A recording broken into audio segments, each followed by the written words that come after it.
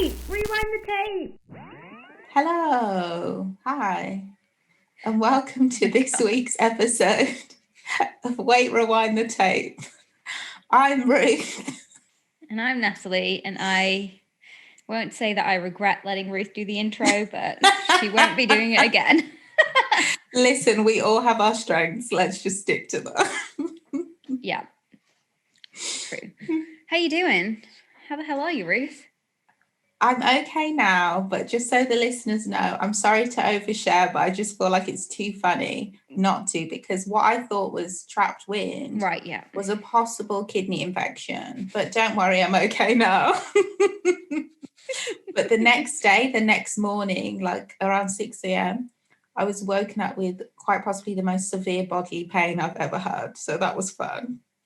But it's cool. I'm all right now. It's just I've spent the week not doing it much because I don't know, I'm not used to experiencing inside pain. It was so weird for me. And it really takes you out. Like you can't do anything until the pain's gone. Even when the painkillers were kicking in, I was like, let me just rest. You suddenly realise what I think it just makes you way more grateful for not living in chronic pain. Yeah, this you just don't understand changed. You can't relate to it, or when people talk about it, because you've not experienced it. And when you have like a small taste of it, this is the best I've felt all week. Today is the only day where I've not had.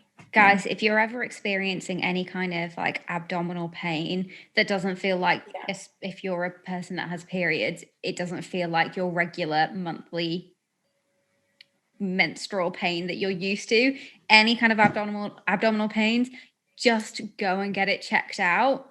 Like ASAP. Seriously, because it's not one of those things like with a cold where you're like, I'm gonna leave it, I'll sort of let my body heal itself, I'm just gonna lay low, drink lots of fluids. It's like abdominal pain doesn't work like that. I learned the hard way because I'm like a very stoic person when I'm ill. So if I'm sick, I just don't like to make a fuss. I like to just be very small and very still and just like get on with it, try and let my body heal myself. Probably, again, I think it goes back to this whole thing about me like needing to prove that I can handle things and look at, like, fix myself. And I had what I think was a urine tract infection, but then became a kidney infection because I didn't do anything about it. And by the time I did, it was like too late and I was admitted. So yeah, it gets out of hand very quickly. Exactly. You need antibiotics because it's a freaking infection. It's not like an infection. You can't just like, you need antibiotics. Fucking grow up and go to the hospital. When I started to experience like stressful thought, once the pain was in one place and a few days had passed, when I was stressed or I was listening to something stressful or viewing something stressful, having a conversation that I didn't want to have on the phone. So any kind of Instagram interaction? No, not necessarily. I haven't really been on Instagram as much as I usually would. And I know what I'm on Instagram for. You know what I'm on Instagram for. I'm just laughing my head off. I'm not. I don't know what you lot are doing, but I'm here for the memes. And yeah, I was just getting a really severe pain. It's only on Twitter I find that I can't control what I see. That annoys me. But Instagram, I'm quite good at controlling it. They try and fuck me up with the algorithm, but I just block everything that they try and throw my way. I'm like, fuck you and your algorithm. But yeah, how are you? Fine. Not in any kind of chronic physical pain. So I guess. Oh my God, not comparatively, just how are you in general? No, I know. But in general, how's work? Fine. Work, which one? No, it's all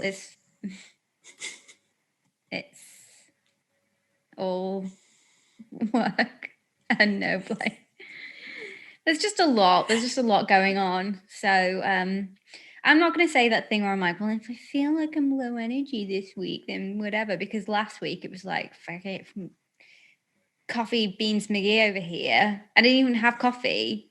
Like, that was such a long episode, and we get so animated. So, God, I don't know where this episode will take us. But yes, a little tired, working a lot. I guess thinking a lot about what life is gonna be like as we're easing out of lockdown. I'm sorry, I'm not in an emotional I can't talk about that. Well, I mean, I think, that's, I don't know if I could speak about it, but it's only gonna bring us down because it Did you see what Boris said? Not good. When Boris said there was a third wave coming, my brother told me yesterday, and I looked it up and I was like, I was so confused. I was like, I thought this was the third wave. Like, yeah, this is a third lockdown, no? But apparently it's the second wave. That's not true, because the second wave surely started around like end of September. Oh no, I think the whole thing from then, September till now, is the second wave. I'm so, because it took ages to peak. Oh God! I'm like, but if it never goes, because I get it, it's a lower, but if it never goes all the way, I don't fucking get it. But I'm not involved. I've decided I'm not involved. I'm not on the committee. Boris did not consult me, so I don't give a shit. Oh my God! No, I do care. Obviously, I care very much, but. I care. I definitely care. Obviously, we are extremely invested in what happens to the fate of humanity. That goes without saying. But just for now, like, I'm just going to put that one on the back burner. And I'm sure by next week I'll be back to. Yeah. Well, it's just kind of like, I don't know. Is it good news if we're in lockdown? Is it bad news if we're in lockdown or like out of I've lockdown? Just planned that my life starts again in 2022, and I'm just going to keep doing what I'm doing and making my plans. And the only thing I do want to do, though, which is so unrealistic and the opposite of what I've just said, is I really want us to go to Ibiza in September. I've never been. This September? I've never been either. I'll be up for that. I think that, but I don't know about this third wave. I don't know. Well, yeah. I feel like I don't think that my life is going to even change that much as we ease out of lockdown. And that's going to make me feel really sad and miserable as I see everybody else's lives change, like getting back to normal and everyone's going out and doing stuff. And I just don't think that that's what I'll be doing, because very few of none of my closest friends live in the city. And, my close friends are, I don't know. Do you know what I mean? I just think that that's exactly how I feel, to be because honest, my life before lockdown wasn't actually that much different in terms of social. So it's kind of like lockdown's been this level playing field where everyone gets to experience what my life is just like normally. But you're forgetting like there are things that we would have done in between that. Like, imagine if we were doing this outside of lockdown, it'd be so much easier. We'd have got into a little routine with that. I don't know, though, you're forgetting there are things that, like. No, I know, but I suppose it's true, but I don't know. Yeah, I think I have some anxiety around it, and make like what this whole year is a reflection of the limiting ways, or the ways that I limit my experience of life, not just pandemic related, even before the pandemic and then potentially afterwards. And it just makes, and give in the context where we're all kind of, everybody's lost things to a lesser or greater degree, but what we've all collectively lost, that's one thing in common, is a whole year of our lives, right? And so I'm like, it's coupled with that, and also just this anxiety that I limit my experience of life is just making me feel like a bit shit. I would personally encourage everyone out there to make a strategy or plan to get them through to the end of the year, and add like at least 3 super fun, maybe even unrealistic things they want to do if the lockdown restrictions are lifted, so they have those as well to look forward to. But I'm not someone who deals well with disappointment, so I can't emotionally handle. So maybe make them so fantastical that you already know that they'll never happen anyway, even in non-corona times, and then you'll just not be disappointed. That's what you're saying, is that's what I'm hearing you say. No, I'm going to just have one thing. I can't have three. Three will wipe me out. Yeah. What I can do for myself, the way I stay balanced, I have to be very realistic. That's how I feel optimistic about life. But I'll have like one thing that I think I really want to do. And then I've got like a few strategies in my head of things that I want to do but aren't relying on lockdown. I'm trying to do things that I've always promised myself I'll do. Mm-hmm. Like I'm trying to make like a dream that you have. I know that sounds so Disney Channel, but what's something you've always wanted to do? Like a dream is a wish your heart makes. Oh my God. Did I make that Think up? about? No. It's one of those. You definitely didn't. You definitely didn't make that up. That's the song. Yeah. I don't know who it is though. Okay, on to the news. Oh God, the news. It just keeps coming.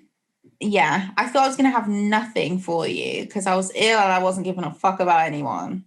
But then, like, you know what I'm like, in the last 2 days, I saw so many stories. I was like, oh, well, I apparently bookmarked 4 things. So. Yeah, the news doesn't stop just because Ruth has a kidney infection.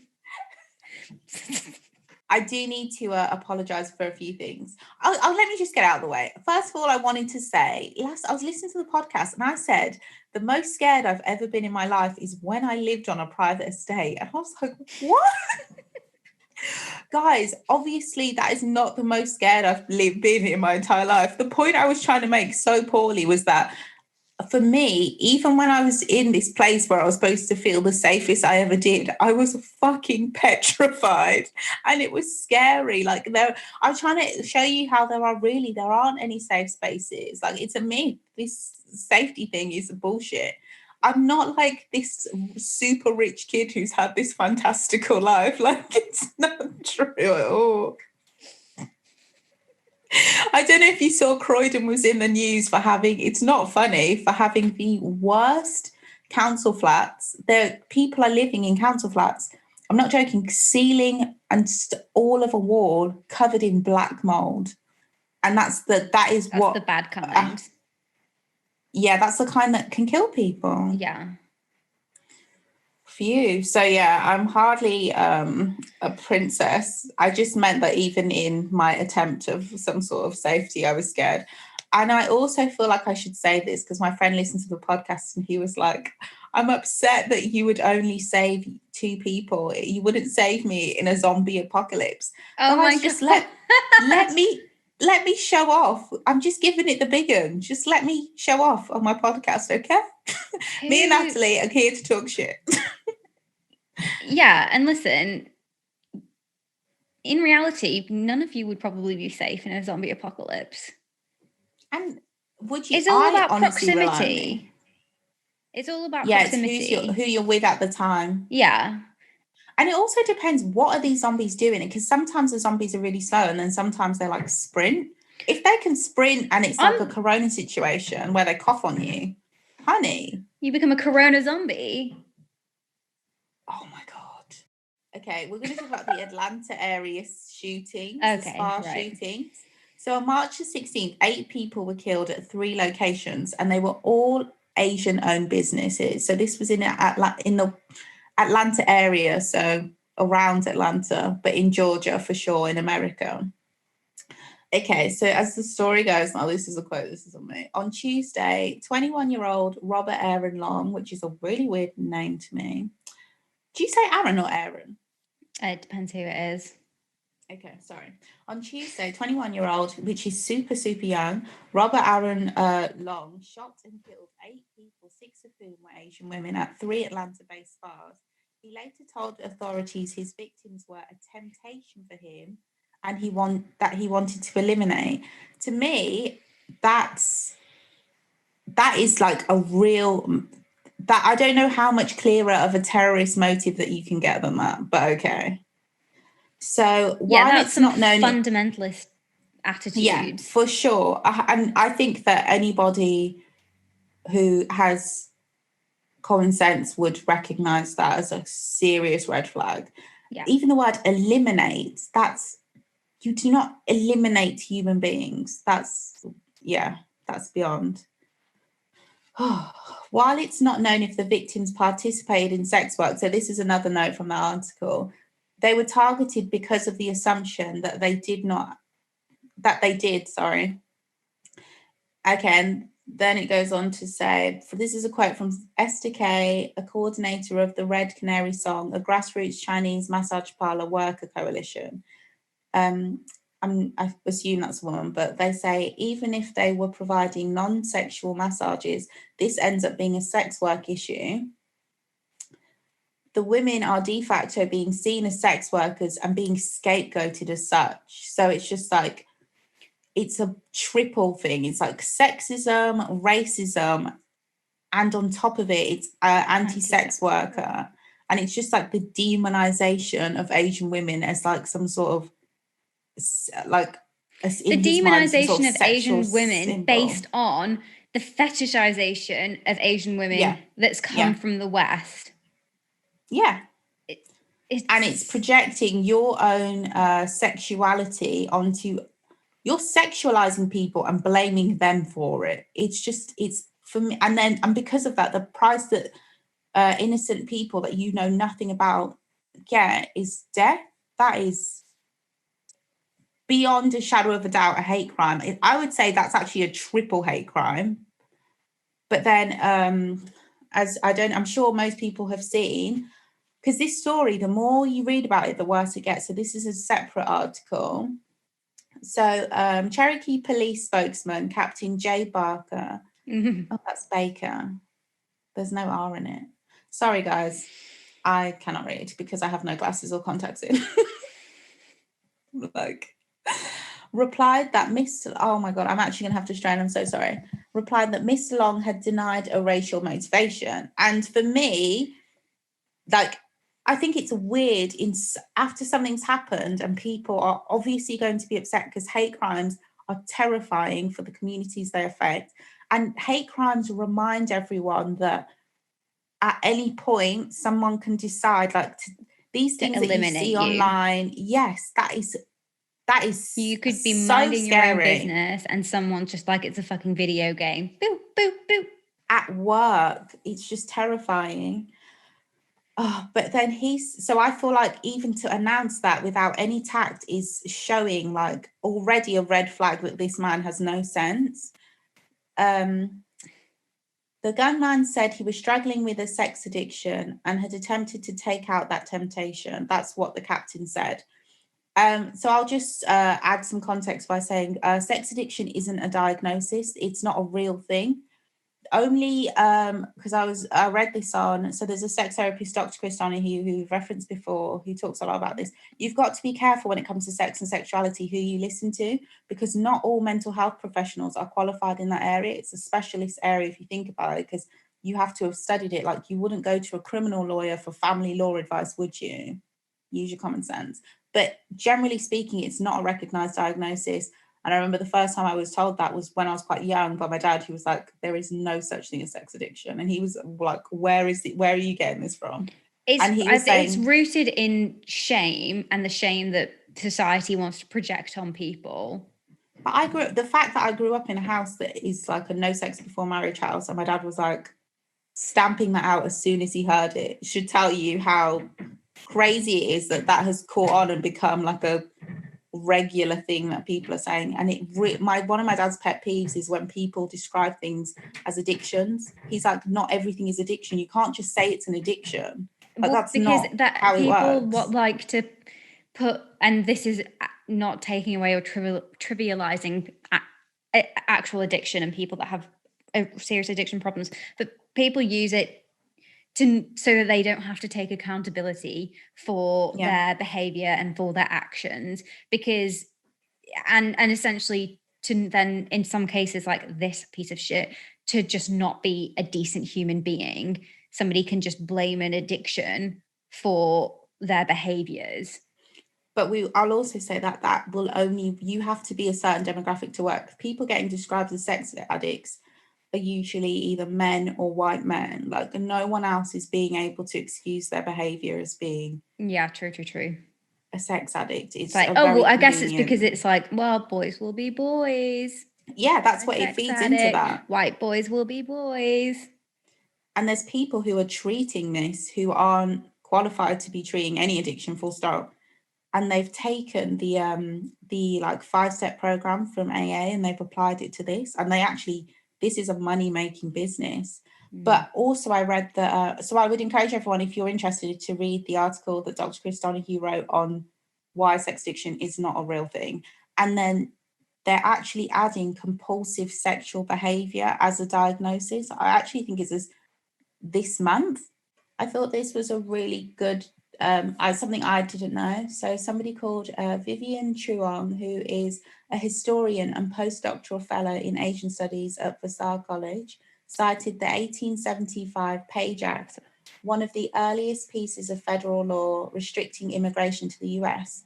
On the paper, the legislation barred the entry of any woman from China, Japan, or any Oriental country for lewd and immoral purposes, including prostitution. In reality, the law blocked virtually all immigration from Asian women who were collectively presumed to be sex workers or prostitutes. This racist and sexist stereotype that they were bringing their immorality to the US, Ms. Strong explains, has lingered. And then just when you think the story hasn't, have you heard the, oh my God, I thought the story couldn't possibly get any worse. Mario Gonzalez and his wife, Delina Yuan, sorry, I can't pronounce that surname. I think it might be Yuan, I don't know, ventured to Young's Asian Massage near Ackworth, Georgia last week for a relaxing couples activity. I'll paraphrase. Basically, this man and his wife have gone on like a staycation. They've gone to get massages. He's heard gunshots and he's thought, where's my wife? The police have come, arrested him, put him in a police car for 4 hours, ignored his questions, and he later found out that his wife had died. Yeah. So I feel like this it just shows you how institutionally racist the police are, that I've seen a picture of him. He looks like of indigenous South American descent. I couldn't tell you what country, but Gonzalez, I feel like sounds like a Mexican name. I could be wrong. I'm sorry if I'm wrong, but it's just like he's quite a dark-skinned man, and it's just like he's the victim. All the victims in this story are being treated as criminals for doing nothing. And the actual criminal is just being afforded a kind of saying he was having a bad mental health day. Yeah. I would say like the worst thing for me of returning to outside was, do you remember that? Okay, so there was one day I had to travel to Natalie to do the podcast and I was at the train station, and the train station closest to me is connected to Birmingham International Airport. And I had like an experience where it was just like, I knew it was racism, but it wasn't overt racism, but it made me feel like pure shit. And it made me like, I cried, like I was so frustrated. And it was just like, God, I've been inside so long, I forgot how you people are. Like, I forgot what it's like out here. It's horrible. And there was probably got worse. Oh my God, exactly. Like, oh my God, I don't know. It's not like we're returning to a better world. Yeah, I think this is also the sense that I get from when we come out of lockdown. It's like, well, what world are we coming into? And maybe the people that I feel like are going to be out there like enjoying their lives are just, I'm like, I don't know, you kind of get to, so that's cool for you. Yeah. And I find there's so much about it's a kind of like we've kind of touched upon it last week with the 40-year-old version and this like obsession with trauma porn.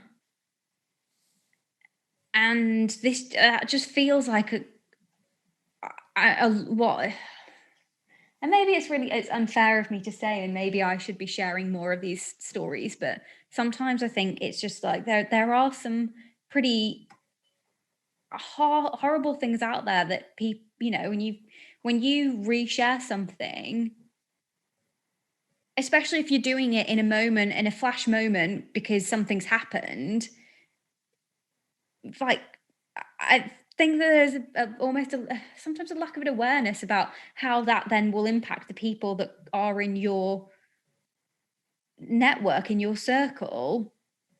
And it's kind of like, well, I did my bit because I shared it, but that doesn't, how does that help? Because what you've actually done is also hurt people by throwing this content in their face. Yeah. And I know this affects other people in a much deeper way than I should claim to say that it affects me. But I just kind of, I think that there's just so much stuff that gets shared that I think it's like, what's the motivation for sharing this?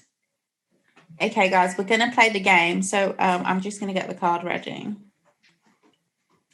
Hopefully I'll pick a good one.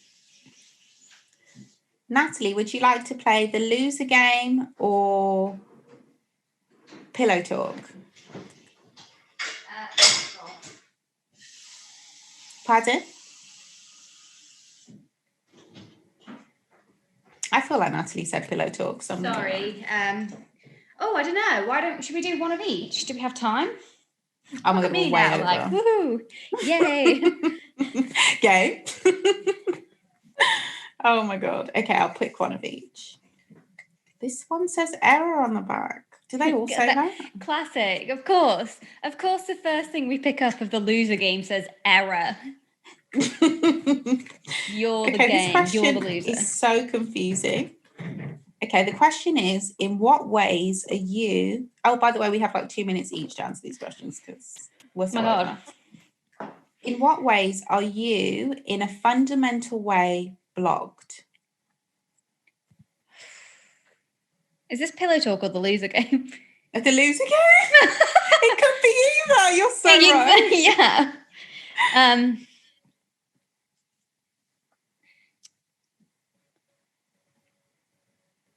I think I am fundamentally blocked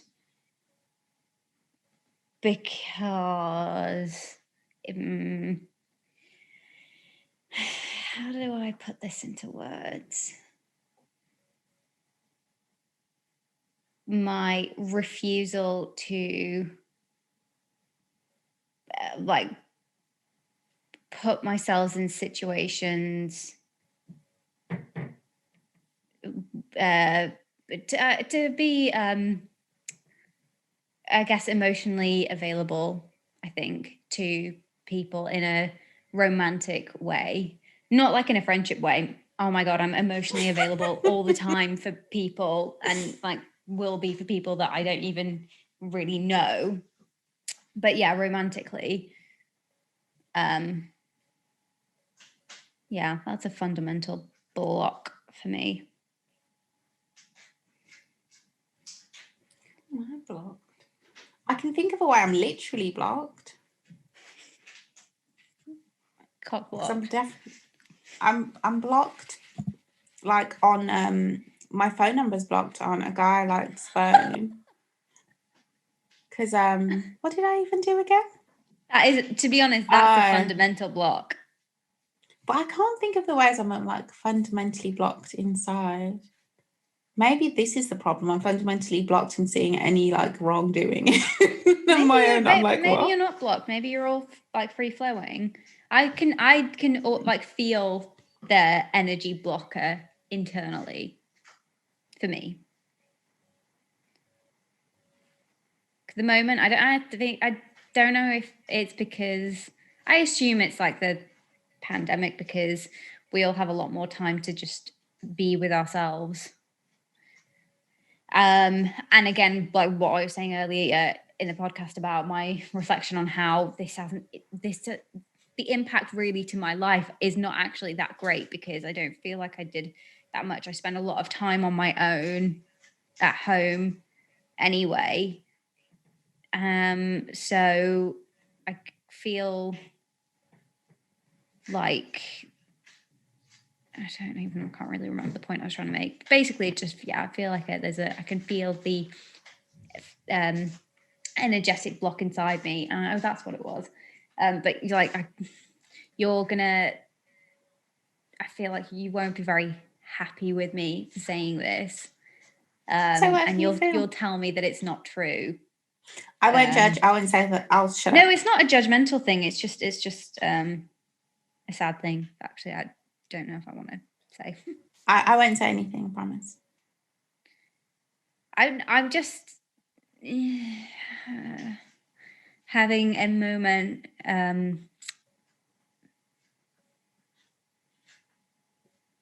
where I just don't feel like a very good person that is entirely worthy of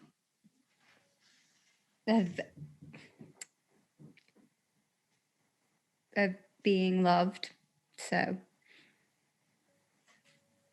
yeah. Anyway, so that's a bit of a fundamental block for me right now. That is a very relatable fundamental block. Yeah. I'm gonna try and find you a quote. You have to follow this woman on Instagram. I feel like she's the only reason I have any self-esteem left. I'll try and find her for you. Yeah, I think in the meantime, go on. She's a therapist and she talks a lot about like love and like self-love, but in a relational way, because I find that people who talk about a lot about self-love tend to demonize wanting romantic relationships, which is counterproductive. But obviously she's a therapist, so she's not going to do that. And it's just like her words of like affirmation are really helpful. But I feel like it also sounds like you're disconnected and you're kind of in the same way I am, but it's just manifesting differently for you. You're finding it hard to imagine your life outside of the walls. Do you know what I mean? You just, I can't see myself in beyond this point in a lot of ways. Yeah. It just feels so fantastical. And the only thoughts I have of the future, for some reason, you're anticipating it all just being terrible and being worse. And everything that was bad before will continue to repeat. And but you're also forgetting there's joy in the meantime. It's not, yes, there are things, nature of the world is inherently, I'm not going to lie, it's kind of shit, but there's also so much joy, like, and laughter and little moments that you have in life that just make it I think brilliant. And we're being robbed of that at the moment. So all you can do is think about all the ways in which, or at least all I can do is think about all the ways in which I was or have been or am terrible, which then makes me feel like I'm, just a human being that's not worthy of love. But absolutely, you are a wonderful human being. And not only are you worthy of love, you are literally loved. Like, as you sit there now, you are loved. Remember that. Exactly as you are. I know, but then I think people don't really know me. That's the thing that we have. Do you think if people really knew the real me, they wouldn't love me anymore? Or if they knew this about me, they wouldn't love me anymore. Honestly, I can't imagine there's anything you could tell me that would make me not love you anymore. I just can't. I'm like literally trying to think of something. I'm like, what would it be? You were part of a neo-Nazi group on Facebook. But I wouldn't believe it. Hey, job. I'm not, obviously. Like, I just can't imagine, like, no one is perfect. Everyone has made mistakes and done bad things, quote unquote. So, like, all of your fears, you're comparing yourself to other people's best, but you've got to remember that everyone has, like, if not secrets, like, everyone has made terrible decisions, made mistakes. Like, we're all flawed. It's just we don't all go around telling each other the terrible things or crazy things we've done and thought.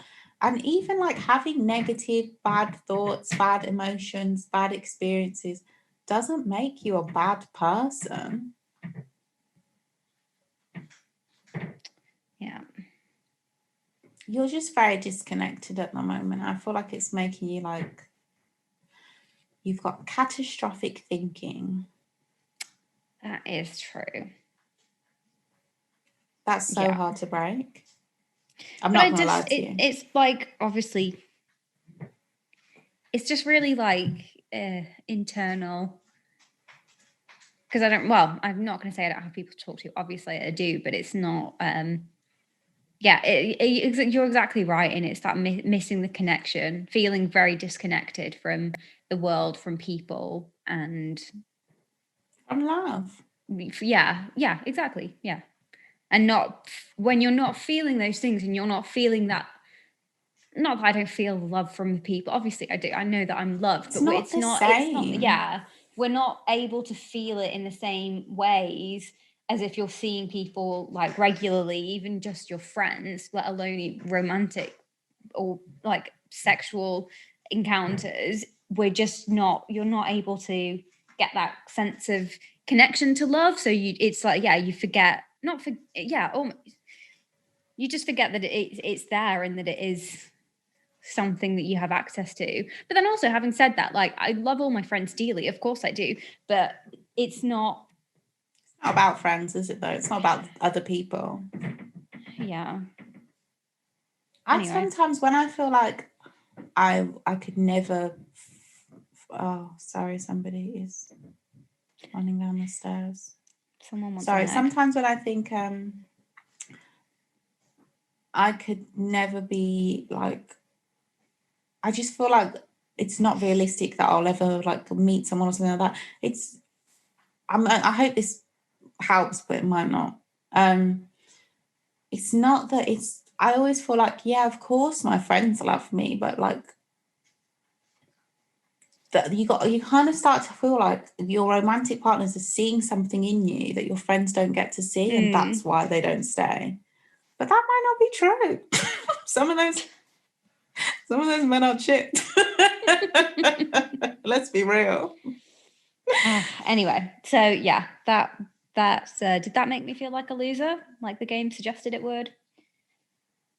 By the way, when you get the most, when you invoke the most sympathy in this game, you actually win. So you have won. I have a full game. Maybe I was doing it just to win this game. I wasn't, but I'm in an oversharing kind of mood, I think, at the moment. It's good to overshare because other people feel how you feel. Well, exactly. Like, I think there's something that has struck me that's like very just all connected to this, that I just have a real sense of loneliness. That's not necessarily something where I'm in a pit of despair or a real downward depressive spiral like I have been in the past. It's just something that I've realized that I have come to know and live with, and it's just something that's there and it's always with me, and it was there before the pandemic, and I can't blame lockdown or any of it.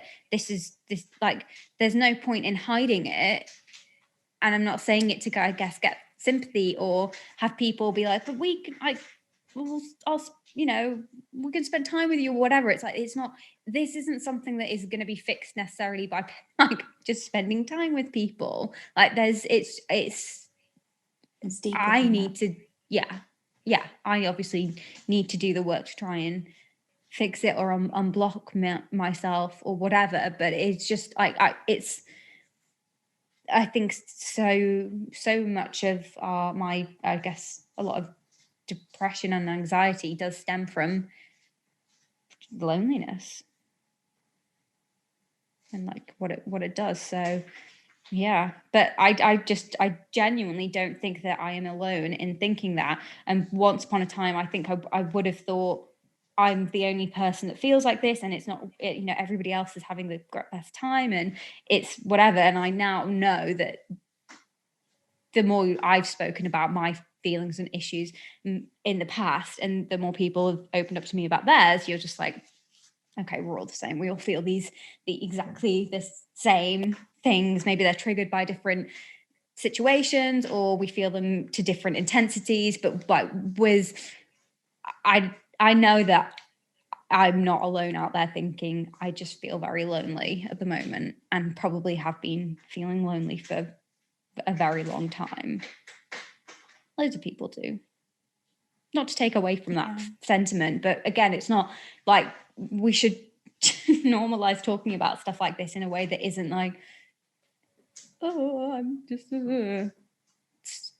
like, and not, I'm saying, oh, normalize it. It's not a big deal. I just feel like this, whatever. Not at all that. Obviously, it's something would not like to feel like this, and would like it to rectify it. But again, there's no point in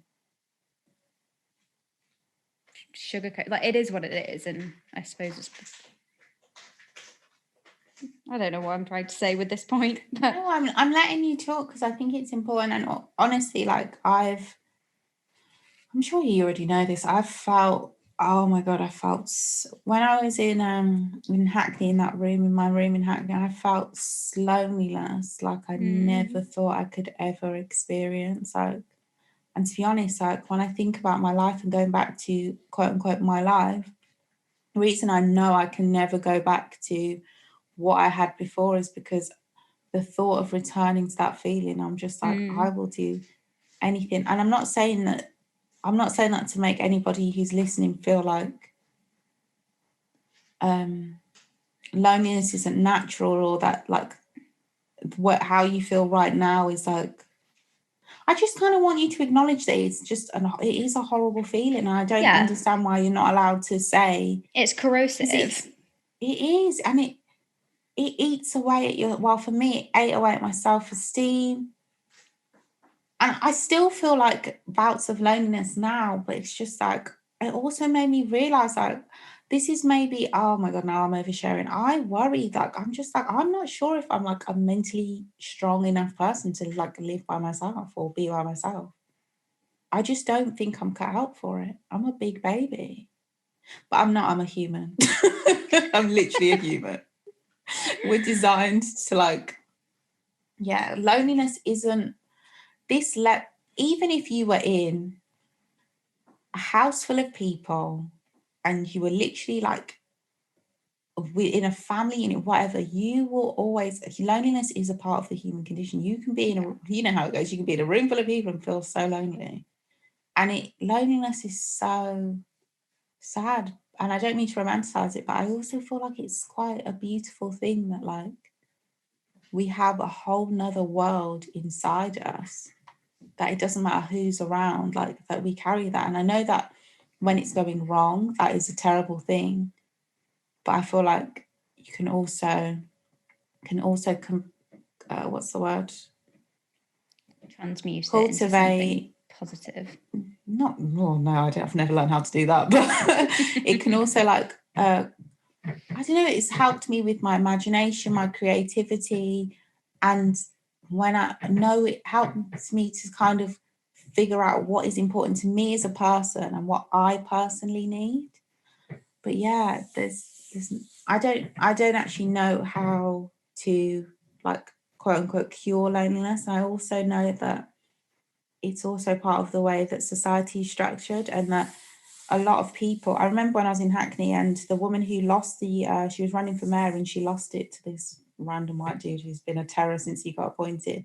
She was talking about one of the things on her manifesto, she was a Lib Dem politician, was because of the increase in loneliness in Hackney, she wanted to like do community centered work specifically to help people who are feeling lonely. And that made me cry.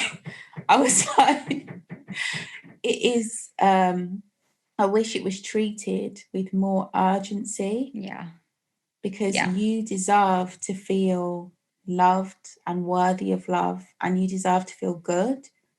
And I feel like it's almost redundant telling you how amazing you are, because I know how it feels when you're in that space. For me anyway, I'm like, it's what nothing people say to me penetrates. I'm just like,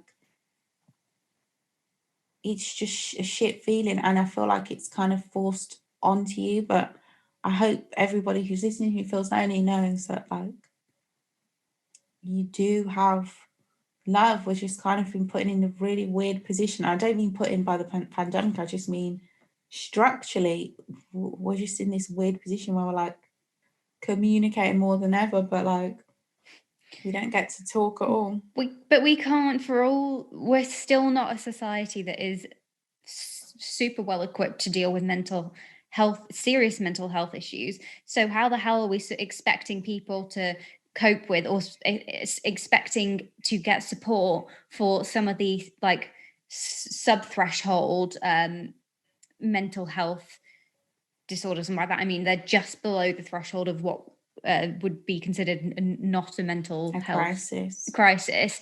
They're just things that we're living with, loneliness being a major one, where we're all just like, well, I guess it could be better, but I guess it could be worse. But it's because we've been conditioned to feel like, when, like, really and truly, a lot of people shifting their emotions towards something negative is a crisis. Mm-hmm. But we're so conditioned to thinking that if everyone feels terrible, then we just feel terrible. Like, it took me ages to realise that. Mm-hmm. That's why I cried when that Lib Dems listed not curing loneliness, but helping to alleviate loneliness. I was just like, oh my God, somebody can do that. Like, somebody cares and would do that.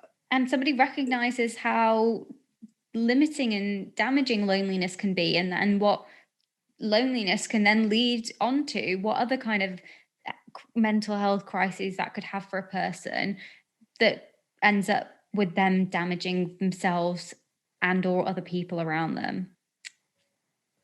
Anyway, I feel like we've dwelled on this for not too long, but we should move on. I'm afraid we have no time for pillow talk, and I'm worried about pillow talk. Do you want to play? Because it always, I'm like, okay, no, we really have no time unless we just don't talk about what we're supposed to talk about. But it's already been like 2 hours, so we have like half an hour to. Oh my God, yeah, you're right. Okay, let's talk about the best show in the entire world. Before you do any spoilers, I'm halfway through episode 6, so don't give the end away. I know, I'm sorry. No, I don't know how to... Okay. Okay, let me see what happens. To be fair, I think 7. You can... I would... It's fine. I'll still carry on watching it, and I don't think it's going to... No, I've written down what happens in each episode, like, briefly, so I just need to remember what I shouldn't mention. Oh my God, you will love. You're like, why? I think the emotion. Not?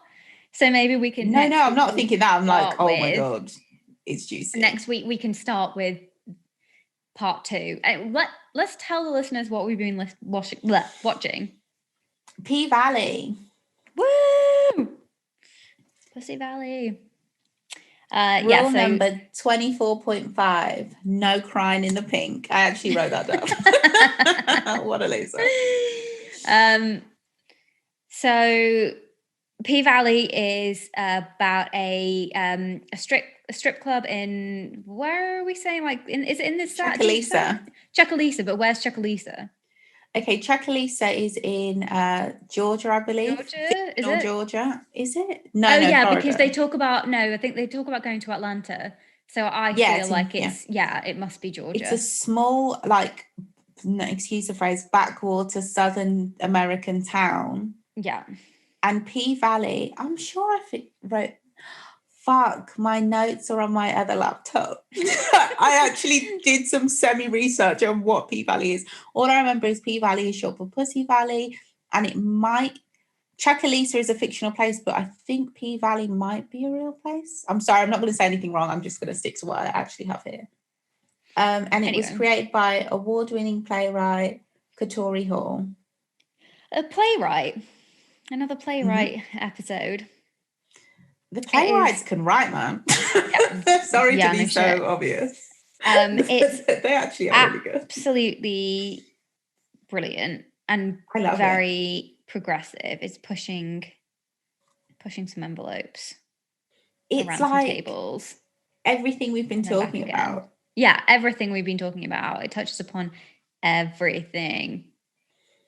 And I didn't want to be pretentious, but I was thinking it literally is like an intersection of race, class, history, white supremacy, sex work, sexuality, gender identity, and politics. But then I literally was reading something that the playwright, I call everyone who's a playwright. Why do I do that? That the creator was writing, and she described it in a similar way. And I was like, so it's not pretentious, it's just really good. It's just, very intersectional. It covers all the intersections. If there was a Venn diagram of all of the things, this would be slap bang in the center. Yeah. I think that any good show that is well written, if it doesn't, it would naturally be intersectional, because if you're really telling somebody's story, like even us on an average day, the things we talk about, how we're going, like our normal conversation will naturally be intersectional, because as people, we're affected by so many things and we would naturally talk about them. It's just characters are usually so limited. That's why when something talks about everything, you don't really get that. And if anybody experiences the real world, I feel like the world that sex workers live in, no matter what part of the scale you're on, is the real world.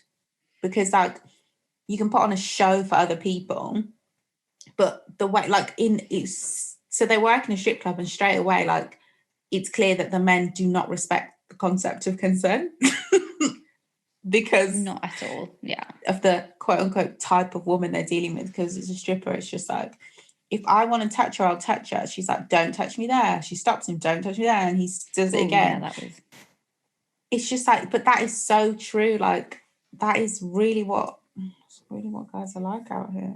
And especially if there's a transaction involved and there's money, they're not seeing as paying for a service, they're seeing it as paying for a person. Oh my God. That is a fact. I own you now for this amount of time because I've put money on the table, rather than, well, actually, I'm just paying you to do the service that you're providing me.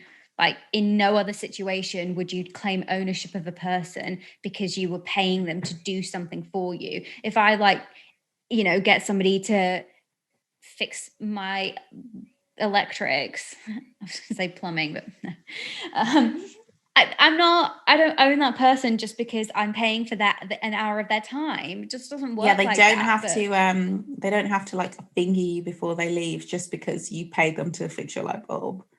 It's like, just because you're paying for a lap dance doesn't mean you have any right to that person's body.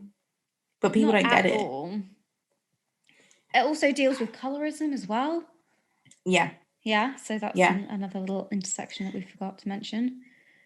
And it's like, I like the way it's, because really and truly, like, I feel like, especially it's like, if you're a Black performer, if you've ever performed in any way, like, colorism is just always very obvious. There's no, do you know what I mean? We've all been in church where they're like, oh my God, we haven't. I'm specifically for me.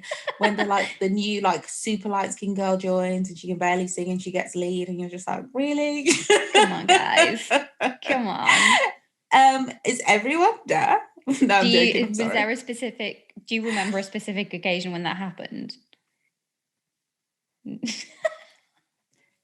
Yeah, but it's nowhere near as bad as like what happens in the show. But I'm just thinking, there's been a few times in my life where like it builds resentment, and that's why I feel like I try not to be. Yeah, I can't even complete my sentences. I've been like this all week, by the way. It's Tuesday. I mean, since we last spoke. Oh, right. Okay. Got it. Oh my God, Natalie, I really need the loo and I have to go. It's fine. I have to go to the toilet. I can't not. Can you pause? Sorry. I wonder if I actually need the toilet, because since yesterday. Okay, recording. So in episode 2, we learn that the club, which is owned by Uncle Clifford, is in serious financial trouble. And Uncle Clifford is like 55 grand's worth of debt. Yeah. Why is that so funny to me? Because it happens. It's a lot. And yeah, I like that it talks about that, because I would say Oh, guys, can you hear Brody? And doesn't it sound like mum? Not a mur, like not a mur. Cats do not mur, not a meow. Come on, Brody, please come up here and say hello. Showing about the 55 Uncle Clifford, yeah. Stacks, 55 stacks. 55 G's. What do we call it in the UK? There is a word for it. K. Other than grand. K. No, there's a word. It's like I still can't remember. It's the word a drug dealer taught me. I was like, what is that? £1,000. You're like, oh, okay. I was like, fine. Or was it 100? Listen, I'm clearly not good at this. Yeah, but Uncle Clifford's like owns this. He's turned the club into like P-Valley. Can I just say they have a room called, is it the Fantasy Room? So they've got the champagne room, which obviously we know is like pretty standard in a strip club. In the champagne room. The Heaven Room. Is it the Heaven Room? Yeah, I wrote it down. No, there's another one. There's another one called the Fantasy Room, isn't there? No, the Diamond. No, I just know the Heaven Room with the clouds. Yeah, but then I'm sure there's another one that's the Diamond Room. Like, what's the one where Autumn Night took Andre in? I thought that was the Champagne Room. No, well, no, no, that one looks different. Looks smaller. Bigger. That one was way bigger. I don't remember that room. I'm sure that there's a Diamond Room or a Fantasy Room. I believe or something. You. There must be multiple rooms. There can't just be 2 rooms. Yeah, but then there is the room with the clouds. So for people who don't know, the way a strip club works is you go in, sometimes you pay door fee, you pay for drinks, and then you pay for a lap dance, or you watch the girls dance on stage or on the pole and you throw money. And it's more of a like an American thing to throw money. It's like a very well, here your minimum it's going to be £5 here, isn't it? Whereas in the States you've got your dollar bills. Yeah, true. So here, if you're like, woo, it's like, oh, that's a lot of rain. If it's minimum £5 but people are spending so much money anyway without realizing. Yeah. But imagine if it was here and they weren't. Imagine every one of those is a £5, not a dollar bill. You can't like just throw pound coins. It just doesn't work like that. Don't you dare. That's rude. So rude. That's like, so in Nigerian culture, we this is why I like when people say it's like derogatory to throw money at strippers. I'm like, first of all, that is literally Black African culture. So say if I got married tomorrow and you came to my wedding, I would have to dance, and we call it spraying people with money. So if you were dancing and like my auntie saw you dancing and she thought you were dancing very well, she would spray you with money. So she comes over, she's got a stack of cash and she sticks the money to your sweat, or she just throws the money. That's why Nigerians love those those guns that you can spray money with. Yeah. That's why I remember, I think somebody was trying to say like those guns are so tacky or something. I was like, that's literally our culture. There's nothing wrong with it. Stay in your lane. Oh, who doesn't like being sprayed with money? God, what's wrong with you? I mean, I think someone once was talking about how dirty money is, but listen, if you want to stick cash to my sweat, I'm down. I don't give enough. Money is dirty, but guess what else is dirty? Your phone. Oh my God. I haven't cleaned my phone. Fucking phone is dirty. Yeah, so dirty. Let's just leave it. If you're saying that money's dirty and that's gross, but you're not cleaning your phone every minute, then what are you really trying to say about money being gross and people throwing money? Because it's not about the money. Well, it's not about the grossness or the dirt or the ick factor of it. It's not. It's not. No. I think it's beautiful. I think it's like art. Like when I saw it in P-Valley when the girls were dancing and the money was falling in slow motion. Oh my God. So beautiful to me. I love it. And I also like that cloud room is like something like my dreams. Like I love the room, like one of the private rooms where they go. So, I was explaining how strip clubs are. You can, apart from spraying money on the stage, throwing money on the stage while the girls are dancing, you can also pay extra to get a private dance. that reminds me of, like, I'm sure I've told this story on the podcast, the night that me and a colleague went out after our work to met this guy at what's that Pynk place called? Sketch. Met this guy at a bar at Sketch. He spent so much money that night. The next day we ended up meeting another guy. We got them to take us to the strip club.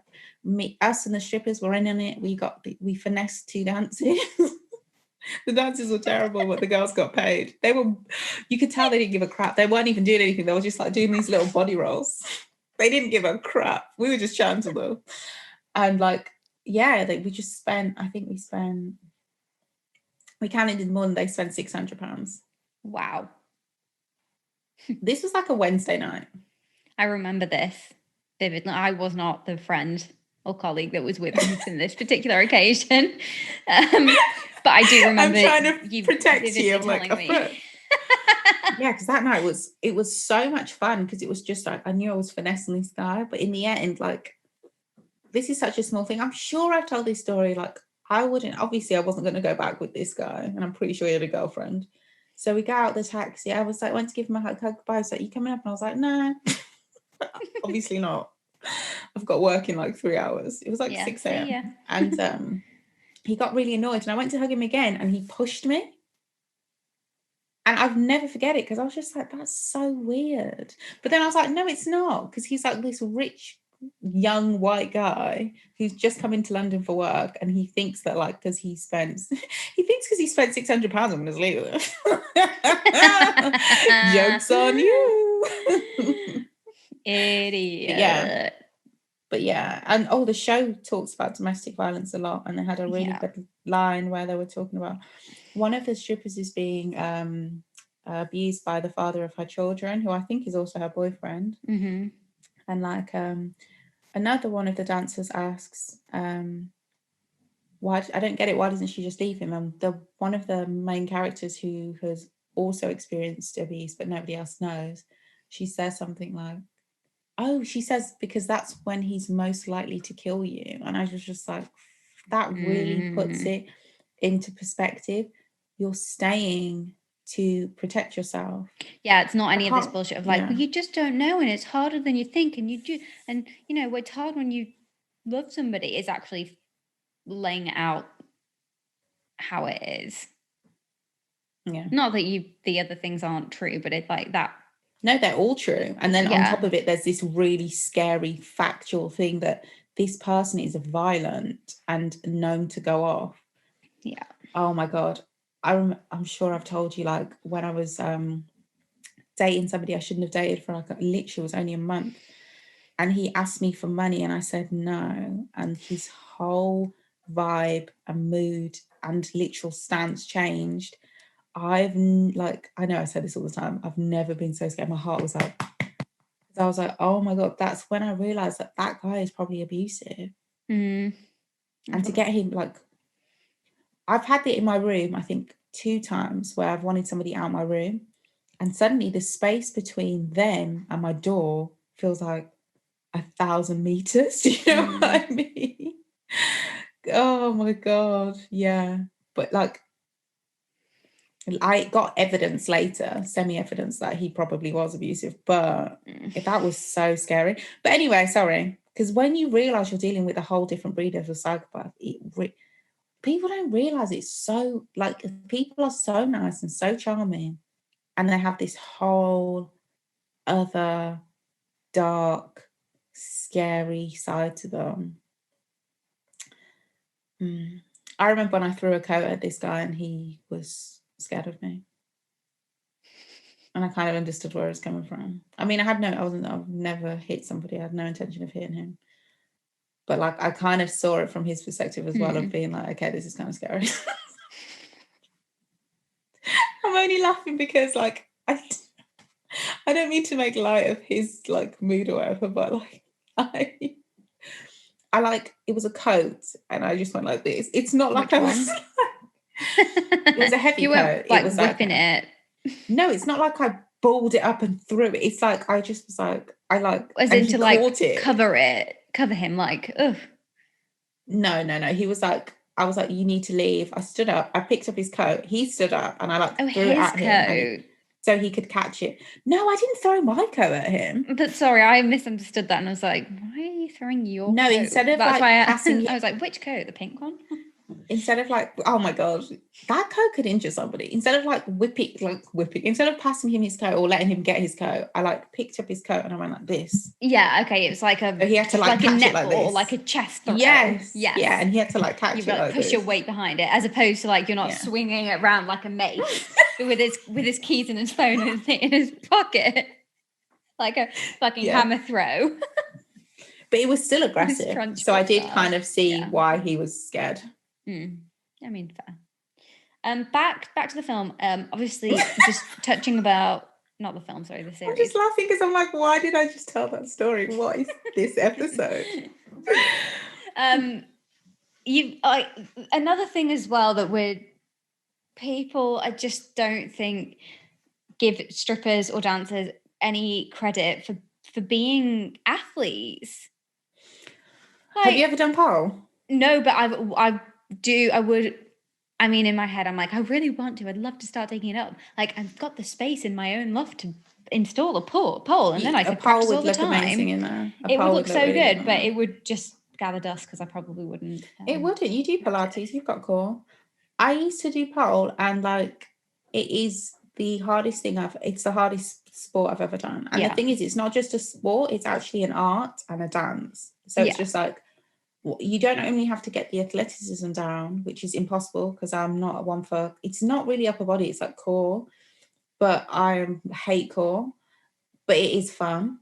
And then not on top of that, it's just like, you have to get the routine down and you have to be graceful. It's just and like the facial expression, like. I'm not gonna lie, when somebody else is on the pole and you're watching and they make a crazy face and the instructor is like, relax your face, it is very funny. You can't laugh though, because that's not nice. But these women, they know how to work their face as well. I mean, it's just, they are absolutely incredible. Yeah. And I think watching it, and obviously you shouldn't compare yourself to anybody. It's like, that's their job, that's what they're doing, that's what they train for. But it does make me think, wow, like, these are also real funny women, intelligent women that are like, have their own, like, have their, you know, they're cool people, and they're also like, can do all of this stuff. And I'm not even half as cool as they are, and I can't do any of the things that they can do. That also, I think, contributed a little bit to, I won't say it was like a major part of my self-loathing this week, not at all, because I've been feeling a bit weird for a while, but it sometimes people are like, wow, like, that's I just can't you reaching that conclusion is definitely a reflection of where you are mentally, because like, it's like, would you watch a basketball match and then feel like I could, because I'm not gonna lie, I've had that before where I've watched sports and been like there was a time I couldn't watch athletics because I used to sprint, and not for very long, and it used to make me feel like, oh, why did I quit? There was a time where, I'm sure I've told you this, where I couldn't watch the X Factor because I'd get jealous. It's the fucking X Factor. I do understand that, but it comes from when it's nothing to do with them, it's just like, you're not feeling great and you're watching someone it's going back to feeling disconnected from people and from the world and from human interactions, where you are getting validation, I suppose, even small bits of validation on a I'm not, but you're doing something you're good at every day. Like, I do think you are good at your job. Yeah, but at the moment it's just all like work all the time, so it's not necessarily even, I don't know, it's hard to, anyway, it's just like, wow, these people are but it's also like they were having like, they're amazing at what they do, but they were having a horrible time. Like, a lot of them, every single character was having a real stressful time. So of course, hear you say that, I'm just like, I don't mean to laugh, but I have to laugh at the irony, because I'm just like, oh my, because not what you said before, this is what lets me know that, okay, Natalie's not okay at the moment, because there's no way you could watch what those women were going through. I'd be like, oh my God, I wish I could do that. Like, that's one was okay. Just to break it down for the audience, the one character, the mysterious new character who joined at the beginning, it starts in like Hurricane Katrina, so she's clearly just lost everything and she's moved to a new town on a coach. Her daughter is dead and she's on the run. The second person, Mercedes. Sorry, I'm laughing because I'm trying to put it in context for you. By the way, the town is also like in decline. It's about how there's no investment in the south, kind of like what they've done in the UK to the north, where they, during periods of recession, they've just let it decline. And like, you've got to remember, Hurricane Katrina was like at the time the biggest hurricane ever recorded, and like there was no help. That's when Kanye West went on that telethon and said George Bush hates black people, and he was crowned a legend. Because there was no help for anybody. People literally lost everything they had and they were given no assistance. People were dying. It was horrible. Okay, so Mercedes is like, her mom is a preacher who guilts her wannabe into preacher, giving her money. Yeah. And then steals the 20 grand from her. 20 grand. And then also steals the lease on the gym that Mercedes was. So Mercedes was she'd had a big promotion. She was doing Mercedes' Last Dance. It was going to be a whole big thing. It was a big thing. Then she had to leave her own last dance to go speak to her mother, who had basically stolen the lease that Mercedes was going to have on a property so that she could have her own school gym, so that she could have her own dance troupe and dance academy. And her mum took it because of some divine inspiration that she could have her own church, simply because in her church, her preacher would not let her be a preacher and stand upon the pulpit. Which was perfect, because the same misogyny that you dole out to people in the church, slut shaming your own daughter, even though she's providing for you, is the same misogyny that pastor showed you. You didn't like it, and you still have the audacity to talk down to your daughter anyway. And her mum used to be a pimp, which was crazy. So like, maybe I haven't seen that bit yet. Oh, my bad. You have. It's when they're in prison. Oh, yeah. Okay, another. So Mercedes is the bottom bitch. She's like the best stripper in the club. Then you've got Mrs. Crooked letter. I couldn't stop saying it. Crooked letter. Crooked letter. He's also a phenomenal dancer. She's being abused by the father of her 5 children. So she comes in every day with bruises all over her body. She has a lot of children. I can't remember. Well, she's also just given birth, and every time she was like getting up to do crazy things on the pole, I'm thinking, oh my God, are we going to have like a horrible situation where, because they do set it up like they're like kind of like, oh, it's too soon, like when they had that the routine where Mercedes was like kind of standing on her, and I just had a thought, is she gonna like burst her stitches or a whole 100%. They shoot it like in a way that you can like hear them breathing. It's to show you how actually in reality how high they are on the pole, the athleticism that goes into it, and the risk that they're putting in to perform, and on top of that the things they're going through in real life. Slam down onto the in the splits, and also in their giant high heels as well. Like the accuracy you need to have to make sure you don't fucking land wrong. It's art and sport. Yeah. It's a lot. Crazy. And then I'm just going to keep reeling them off. Okay, they call her the white girl, the white dancer, who her mother is addicted to meth. Get something. Her mummy used to be a dancer, and now she's a drug addict, and she has to like crush pills to put in her mother's tea every day. These are the women that you're envying. No, and like it's not envying their lives. That sounds really, but yeah. No, it does. But also, there's nothing wrong with envy. I've started keeping a jealousy diary, and it's really helped me. Okay. Every time I feel a pang of jealousy, like that, because my jealousy, I'm going to sound really harsh, but I'm not being harsh. I'm talking about myself. My jealousy is not rational jealousy. I get jealous of like the most weird things. So I write it down because I know it's irrational jealousy. Like for me, you watching this show with these women with horrible storylines. There are phenomenal women, I know what you mean, and they're so talented, but they, in the realities of the world they live in, they're having a fucking horrible time. And for you to feel that envy, for me, is like, my envy is like almost more ridiculous than that, to the point where I won't give you examples. So I've had to start writing it down. And I write down what I'm jealous of. And then I write down what, because it's like, I've listened to so many therapists say, follow your jealousy, follow your jealousy. So it's like, what am I really envious of? No, it's really helpful. No, it's like, I know, but also I'm envious of what am I envious really? And then what do I want? And one of them was as simple as, I want to be loved and appreciated. It's like, so, and I'm just like, okay. Because it helps me. And then it also stops me projecting onto that specific person. Because it's always irrational, and it's never people I know. It's always just like, it's always so weird. And I'm just like, where's this going? Yeah. So, yeah. So, you should keep one. We need to, it sounds painful.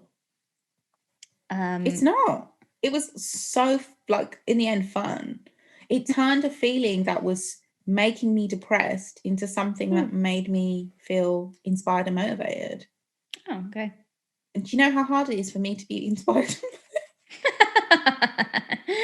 If you can take your jealousy and envy and turn it into something inspirational, motivational, then that is something.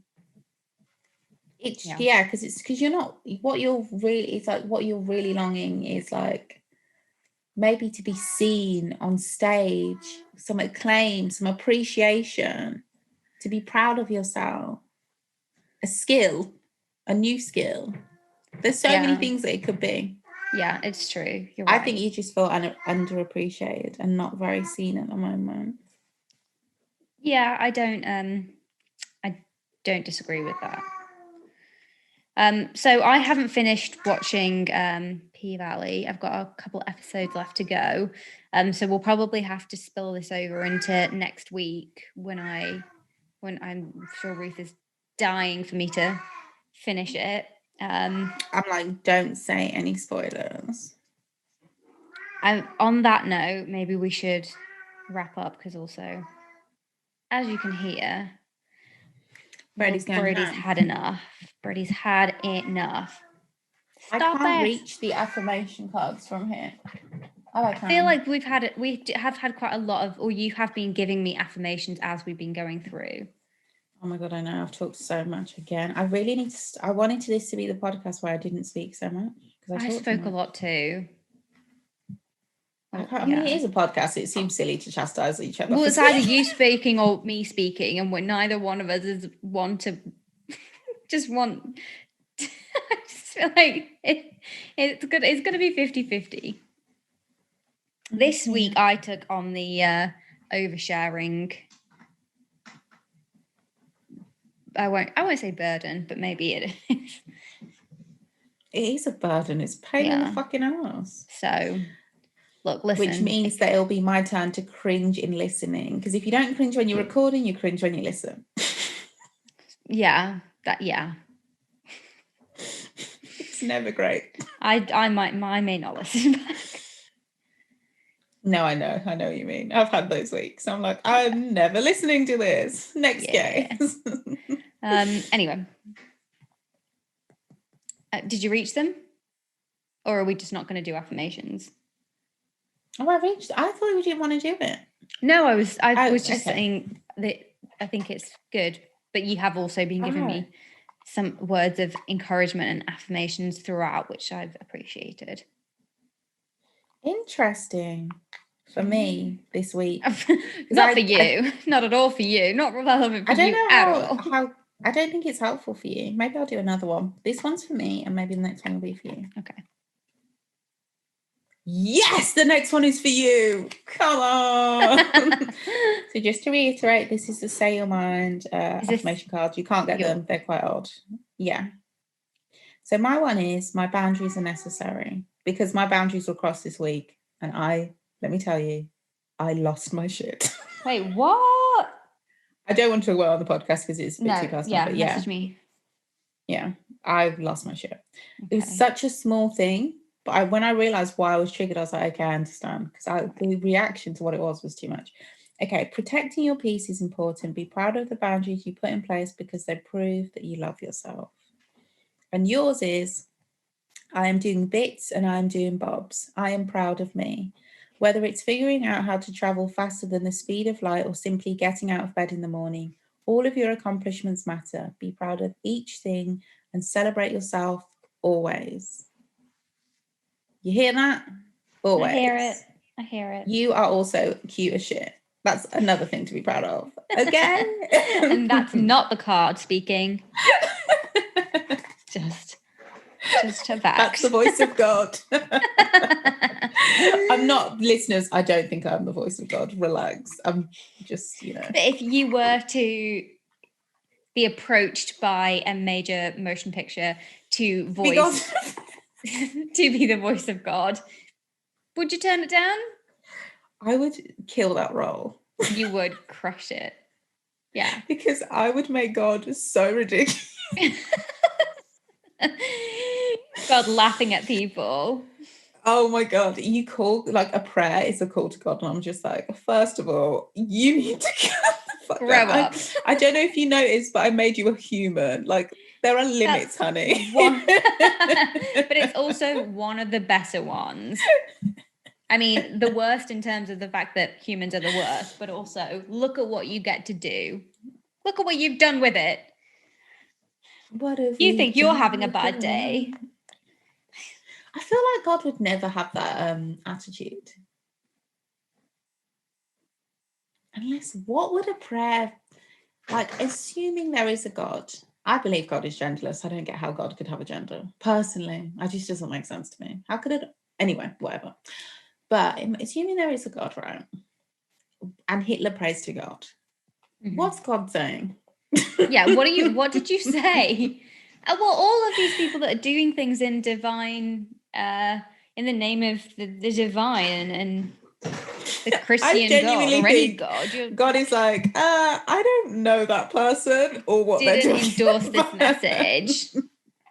Honey, you are going to hell. Okay? Listen, I've got legal on the case. They are not, this contract for this person getting into heaven or not getting into heaven is watertight. I did not. This is, yeah. You're going downstairs, sir, ma'am. Oh my God. Another thing that's been helping me a lot this week, I've realised I've been listening to a lot of like old 2000s gospel. It's so good. And I don't know if you're familiar with the alt Christian early 2000s semi-rock music that came out, mostly acoustic guitar based. Its impact on popular music was so hilarious to watch. It's literally, it changed music. So it trickled in. So like there was this indie band that I can't remember the name of. There was this British indie band. They were like a Christian band and they got really popular in the UK.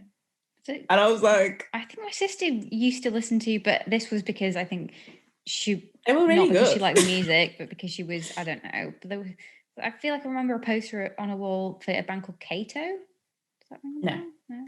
Well, I don't know them. I was never into the alt rock Christian. Oh my God, I'm not gonna lie. Scene. But I really like, it's called like worship music. So it's like what you get when you get really slow gospel music, and what me and my sister call white worship, which is like when white people get out their acoustic guitars and get all Ed Sheeran, but with like a gospel theme. Oh my God, like I love that music. And I was listening to like, there's this guy called Michael W. Smith and he makes like really like piano based, like big choir music, but the build is excellent. And I was like, God, this album still bangs. But no, like, who do I tell this to? The music is so uplifting. Please send it to me and I'll give it a listen tomorrow. Oh my God, I'll send it to you. Is it going to make me will make you cry. Oh. Tears of joy. Okay, fine. Or maybe it doesn't. Maybe you'll just be like, what the hell is this? And why did Ruth send it to me? Yeah, I'll give it a love religious music. Of all religions, I've never heard her. hymns sometimes I feel are a bit overwhelming because they I get a real sense of something. I don't know what it is, but it's not always a good feeling. Yeah. But the good hymns, woo.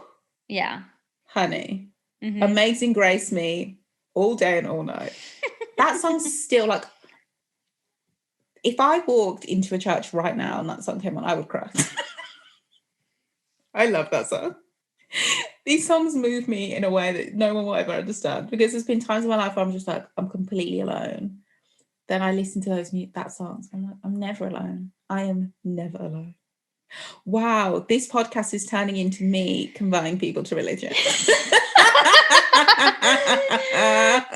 What episode was it where we said that we would create our own church? You'd be the pastor of your own church. Oh my God, maybe I'll steal my daughter's 20 grand and start a church. My only thing with the church, though, if I started a church, like, I first of all don't really like organized religion. Mm-hmm. I feel like churches breed too much problems, too much hate. Yeah. And that's not what they're for. So it's very confusing. No shade to anybody who's out there who goes to church, because I've had good times in church. I just mean, like, I've also had horrible times in church. Like the worst. Yeah. So I don't know. But yeah, I think spiritual practices of all faiths are very important to everybody. And you know me, I like to dip my toe in everything. Yeah, it's important, I think. And it's interesting. It is. Yeah. Right. Oh, okay. So that's enough of done. Are we going to share what is on the agenda for next week? Next week's going to be a more light-hearted one. We always say that and then get way too deep. So I feel like I think we will go into the film quite quickly, maybe, don't you think? This is going to be like, you don't understand, I love this film. I think it's going to be like another She's All That moment. Yeah, where we'll 100%. Yeah. Should we wait? We're doing another nostalgic one? No, because we're going to post about it on social, aren't we? So 100% every day. I'm just going to post like one teaser. I'm going to post a picture of the dress and be like, guess what we're watching? Okay, yeah. Or I'll post a picture of the necklace. Guys, if you don't know what the reference is from the dress and the necklace, like, grow up. Get a life. Yeah, where were you in the early 2000s? Hey, this is my question about this film is they don't have sex, do they? Which is weird, in my opinion. It's only, not to give the game away, 10 days. Honey, give me 2. I'm sorry, but we thought that it was crazy when Zach and Lainey fell in love after 6 weeks. This is 10 days. It's not even a calendar fortnight. This, if anything, is more realistic. I can't wait to watch this film. I love this film so much. But we also have to finish off P-Valley, because I feel like when something's really good, we never talk about it. We only talk about it when it's terrible or when it's hilarious. Yeah, that's very, very true. We've really dropped off the edge of talking about what we actually are supposed to be talking about, or what the format of this podcast is, and we're just now using it as glorified news time, overshare, and be vulnerable time, which is weird. And then, like, we play a game and overshare some more. And then we're like, oh shit, hey. Yeah, we watched something and this is what it was called. Bye. So basically, adding structure to the podcast has ruined the structure of the podcast. Yeah. So we'll bear off freestyling. Yeah. Look how extreme I am. I'm like, so we scrap the whole thing. So get rid of it. I'm not wedded to it. I don't even give a shit. It's not like I spent any time making notes. Like, I can delete notes. I'm all for the sprint. Let's just clear the board.